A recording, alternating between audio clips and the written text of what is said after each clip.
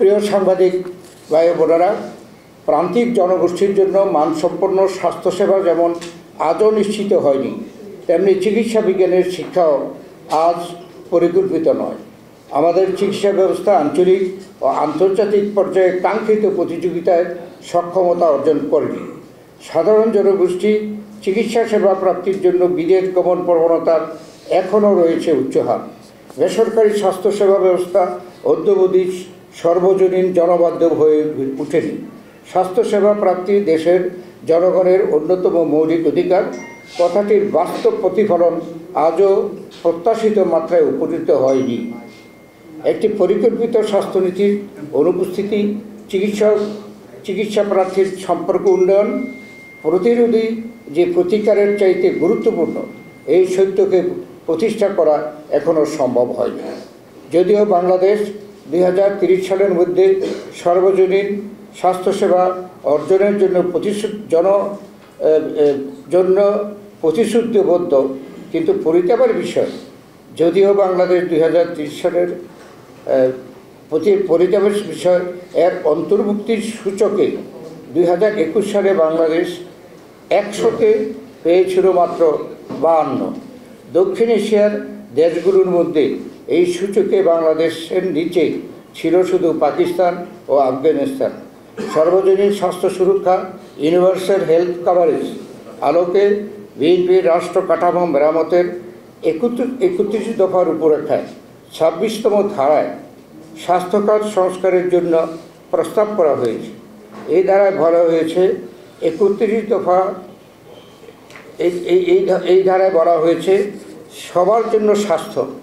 এই নীতির ভিত্তিতে উন্নত কল্যাণকামী রাষ্ট্রে বিদ্যমান ব্যবস্থার আলোকে সকলের জন্য বিনামূল্যে স্বাস্থ্যসেবা পাওয়ার অধিকার নিশ্চিত করার লক্ষ্যে পদক্ষেপ গ্রহণ করা হবে।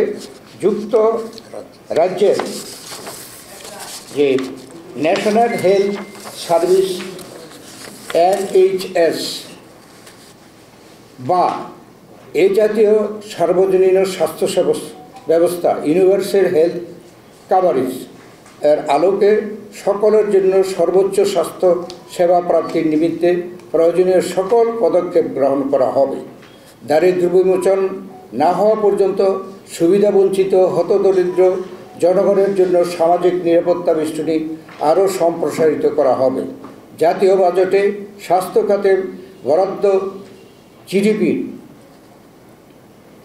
5% এর কম হবে না।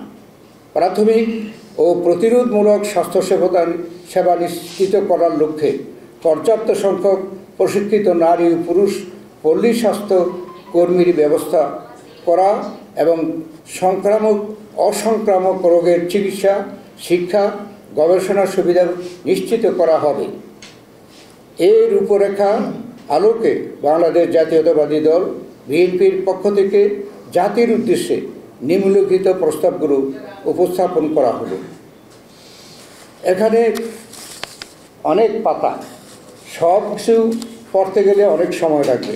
আমি সংক্ষেপে বলতে চাই যে গুরুত্বপূর্ণ বিবেচ্য বিষয় আমরা মনে করি বাংলাদেশের স্বাস্থ্য ব্যবস্থার আলোচনায় প্রায়শই বাংলাদেশ মেডিকেল ও ডেন্টাল কাউন্সিলের অধীনে রেজিস্টার্ড চিকিৎসকদের বিবেচনায় রেখে সকল পরিকল্পনা, নির্দেশনা, নীতিমালা প্রণীত হয়। ফলে দেশে বিদ্যমান প্রচলিত ঐতিহ্যবাহী traditional medicine, Unani, Ayurveda, homeopathy, কবিরাজি চিকিৎসা ব্যবস্থার অস্তিত্ব উপেক্ষিত হচ্ছে। ফলে অতীতের প্রচলিত চিকিৎসা ব্যবস্থার অধিকতর উন্নয়ন, আধুনিকায়ন ও বৈজ্ঞানিক করার লক্ষ্যে প্রয়োজনীয় গবেষণা ও বিবিধ সহায়তা প্রদান সমান গুরুত্বপূর্ণ। স্বাস্থ্য খাতে বিগত 15 বছর অনিয়ম এবং তার এখন করণীয় আমাদের এখানে প্রস্তাব হচ্ছে। বিগত আওয়ামী লীগ আমলে স্বাস্থ্য খাতে আর্থিক দুর্নীতি, অনিয়মসহ পদোন্নতি, বদলি, প্রশাসনিক পুনর্বিস্তারে প্রশাসনিক দুর্বৃত্তায়নের মাধ্যমে রাষ্ট্রের আর্থিক ক্ষতি সাধনের সাথে স্বাস্থ্য ব্যবস্থাকে দলীয়করণের আবরণে আচ্ছাদিত করা হয়েছে। অবিচার অন্যায়ের প্রাবল্যে স্বাস্থ্য খাতের জনগণের পেশাগত দক্ষতার চরম ক্ষতি সাধিত হয়েছে। ফলে স্বাস্থ্যসেবার জনগণের প্রত্যাশিত প্রাপ্তি থেকে বঞ্চিত, সমগ্র স্বাস্থ্য ব্যবস্থায় তীব্র বিদেশমুখিতার সৃষ্টি হয়েছে। চিকিৎসক ও রোগীর সম্পর্কে হয়েছে অবনতি, স্বাস্থ্য প্রতিষ্ঠানসমূহ হয়ে পড়েছে অনিরাপদ।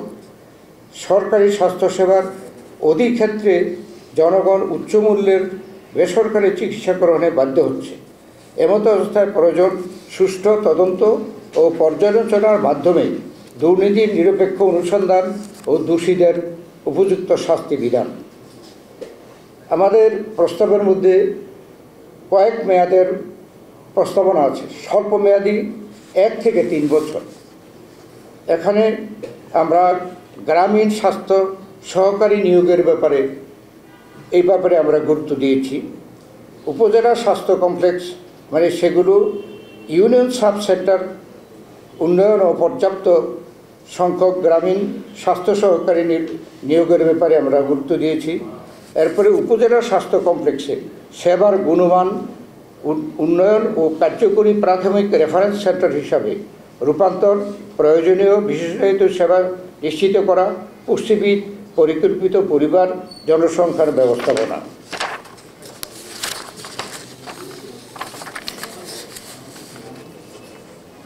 জিপি জেনারেল ফিজিশিয়ান অধীনে প্রত্যেক নাগরিককে একজন সরকারি রেজিস্টার্ড চিকিৎসকের অধীনে রাষ্ট্রীয় খরচে সর্বোত্তম স্বাস্থ্য ব্যবস্থা প্রদানের পর্যায়ক্রমিক ব্যবস্থা গ্রহণ।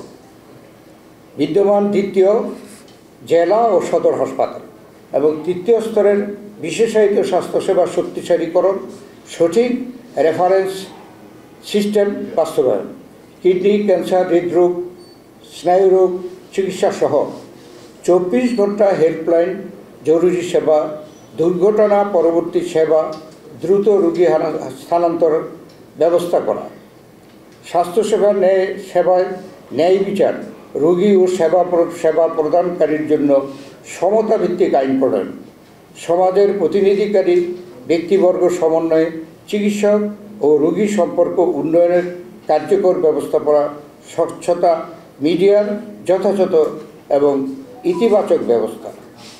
এরপরে আছে মধ্যমেয়াদী, এটা 1 থেকে 5 বছর। দীর্ঘমেয়াদী সেটা হচ্ছে 10 বছর পর্যন্ত। এই প্রস্তাবনাগুলো আসলে এই যে বর্তমান যে সরকার নিরপেক্ষ এবং অন্তর্বর্তীকালীন সরকারের কাছে আমরা সেইভাবে উত্থাপন করছি, কিন্তু আমরা আশা করি না যে তারা এই প্রস্তাবগুলো বাস্তবায়ন করার সক্ষমতা রাখে বা সেই সময় পর্যন্ত থাকবে। কারণ এর পরের প্রস্তাবগুলো হচ্ছে তারপরে 10 বছর পর্যন্ত। এই পর্যন্ত একটি অন্তর্বর্তীকালীন সরকার তো থাকতে পারে না। কিন্তু আমরা জাতির জন্যে আমরা এই প্রস্তাবনাগুলো উপস্থাপন করছি, যে প্রস্তাবনাগুলো যদি এই সরকার গ্রহণ করে, পরবর্তী যে সরকারই জনগণের সরকার, জনগণের নির্বাচনে নির্বাচিত হবে, সেই জনগণের সরকার সেগুলো বাস্তবায়ন করবে। আর যদি বাংলাদেশ জাতীয়তাবাদী দলকে জনগণ পছন্দ করে আগামী নির্বাচনে সরকারে পাঠায়, তাহলে আমরা যে এই প্রস্তাবগুলো পরবর্তী দ্বিতীয় পর্যায় এবং চূড়ান্ত মানে দীর্ঘমেয়াদী, মধ্যমেয়াদী যে প্রস্তাবগুলো, এগুলো আমরা আমাদের দলের পক্ষ থেকে আমরা জনগণের কাছে আশ্বাস দিতে চাই যে আমরা এই প্রস্তাবনাগুলো বাস্তবায়নের জন্য আমরা আমাদের চেষ্টা চালাবো। মধ্যমেয়াদী সেটা হলো 1 থেকে 5 বছর, দীর্ঘমেয়াদী 10 বছর পর্যন্ত। এই সকল ক্ষেত্রে আমাদের যে প্রস্তাবনা, এই প্রস্তাবনাগুলো আপনারা সাধ্যমতো মিডিয়ার মাধ্যমে জনগণের সামনে আপনারা তুলে ধরবেন। এবং আমাদের প্রত্যাশা হলো যে যদি জনগণ আমাদেরকে সরকারে ভবিষ্যতে আমাদেরকে নির্বাচিত করে, তাহলে এই প্রস্তাবগুলো আমরা বাস্তবায়ন করব। আমরা মনে করি না যে এই অন্তর্বর্তীকালীন সরকার দীর্ঘমেয়াদী, মধ্যমেয়াদী এই প্রস্তাবগুলো বাস্তবায়ন করার সময় পাবে। এটা আমরা করব যদি জনগণ আমাদেরকে নির্বাচিত করে। হ্যাঁ, এটা বলো। সম্মানিত ভাই ও বোনেরা, সকল ক্ষেত্রেই সংস্কার একটি চলমান প্রক্রিয়া, যা ক্রমাগত বিশ্লেষণ, মূল্যায়ন, পরিশীলনের মাধ্যমে বাস্তবধর্মী ও গ্রহণযোগ্যভাবে বাস্তবায়নই সফলতার মূল কথা।